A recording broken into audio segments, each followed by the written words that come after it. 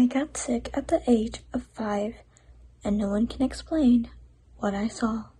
I woke up one day bright and early to get ready and start my day for school, but I couldn't get out of my bed.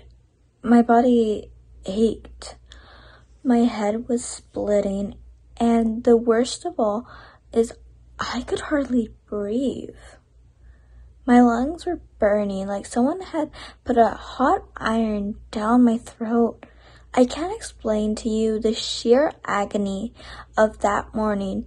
In every part of my body, my eyes peered across the room down at my pale white hands, and sweat drenched the sheets, and I moaned, "Mom!" She didn't hear me, which only made the situation worse.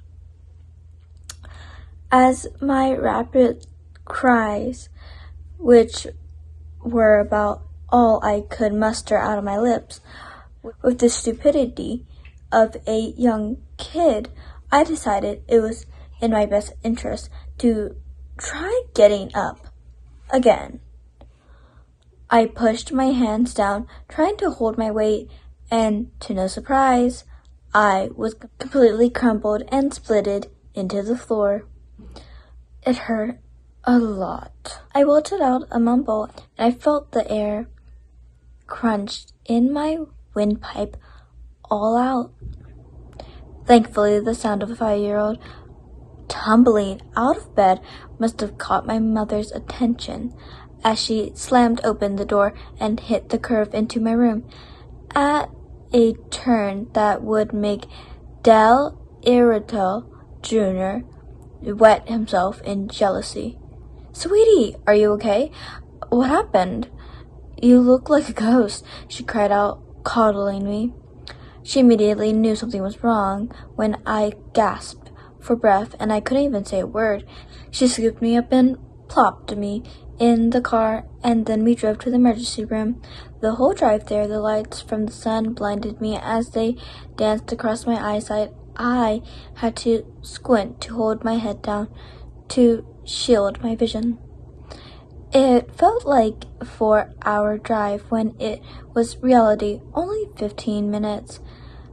When we arrived, I was escorted in by my distressed mother, practically crying and screaming, my baby can't breathe."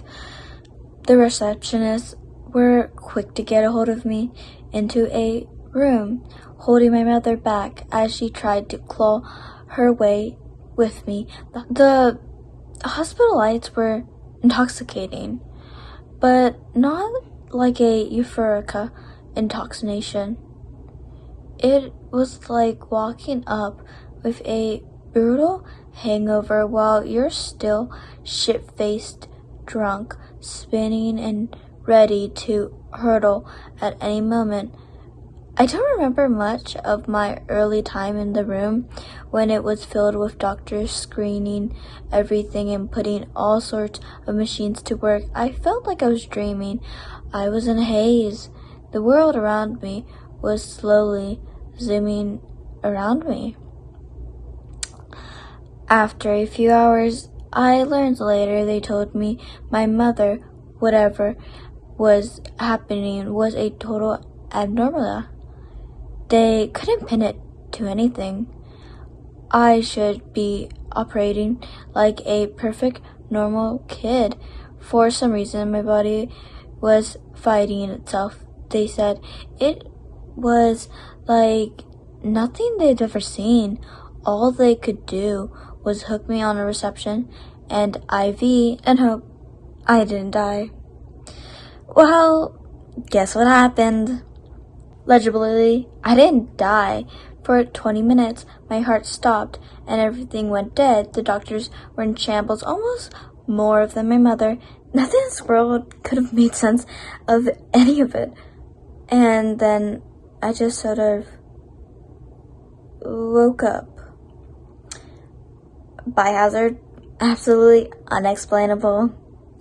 Almost that was all that they told me about what had happened. on the outside. Here's what I remember at the hospital after the room emptied and I was, quote unquote, alone. Remember how I said I couldn't remember much about when I was surrounded by a crowd of people? The opposite is true when I was alone. Right as the door shut, I felt a shock of clarity, more clarity than a random 5-year-old should have. I felt every corner in the room, every dark shadow that collapsed away. The light, I felt it all leave. I felt myself dissipate. I looked down at my hands and they were translucent. I was fading away like a distant memory. Air passed through my body as if it just wasn't there. I felt everything. More importantly, I felt something enter the room. The door remained shut, completely closed. Not a rat could squeeze its body through that crack. Yet, what managed to do so was not a rat. I felt a second set of eyes beyond my own open up. No, I didn't mean a third eye, or a set above my eyebrows. I mean, my eyes were opened, and they opened again. I glanced into the room and saw what I can only describe as a mass, a big one. It was black, divine. It was not angelic. I mean, I was peering into the abyss of a deep chasm that could never be escaped. Words shot through my mind. Tommy, are you alive? It constructed. I couldn't reply.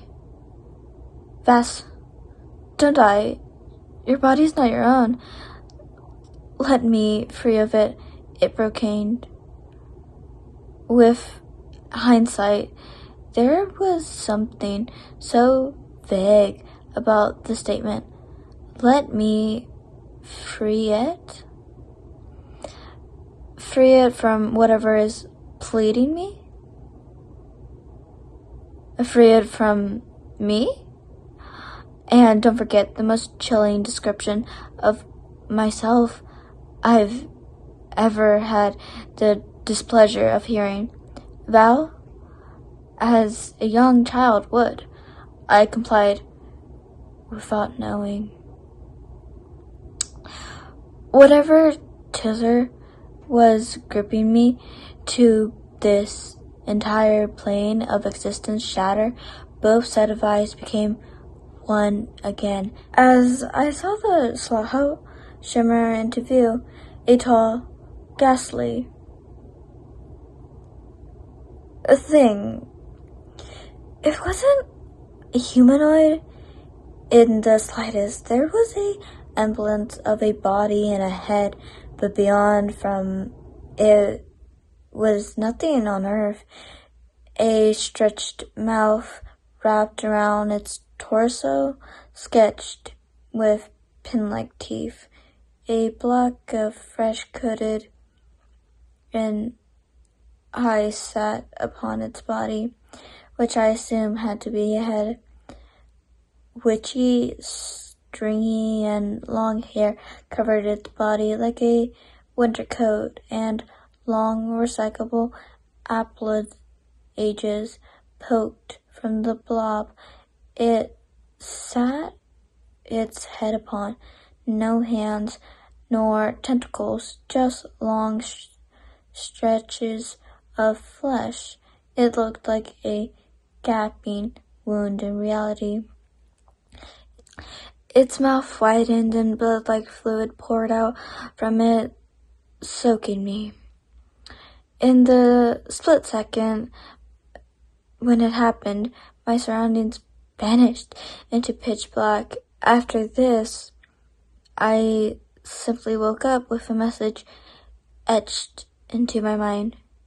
Cherish, harbor, for none shall die before you. As I woke up, blood swept from my mouth, not like a cough or a drip, a giggle. Doctors were surrounding me, their eyes glued open in shock to my survival. The heart rate monitor was cold into now, and now I had twice as much blood in my system as before, despite their efforts from draining it. I missed school that day, and when I got back, everyone greeted me with cards and gifts, heartfelt words of joy that all I could hear for a week. But that message still rang in my head. It still does sometimes. It's the most vivid thing. I feel nothing else felt so real before or after. I've done everything to proclaim that feeling, and none of anything I've tried has worked. It's driving me fucking crazy. I've told therapists, doctors, friends, family, and none understood. A few days ago, I started to feel sick again. Something particular is that after that day, I've never gotten sick until now. It's like I was healed from all anthems and gained some type of super immunity. It started with a headache and a fever, and slowly is progressing into a pain in my chest. My heartbeat is irregular, as if it's beating twice as much. My stomach hurts, and I am struggling to digest food right now. I don't know what's going on, but I feel my mind slipping in and out again. This is why I've come to Reddit today. I've come to tell my story and ask you all your opinion. Was it a dream, or am I crazy?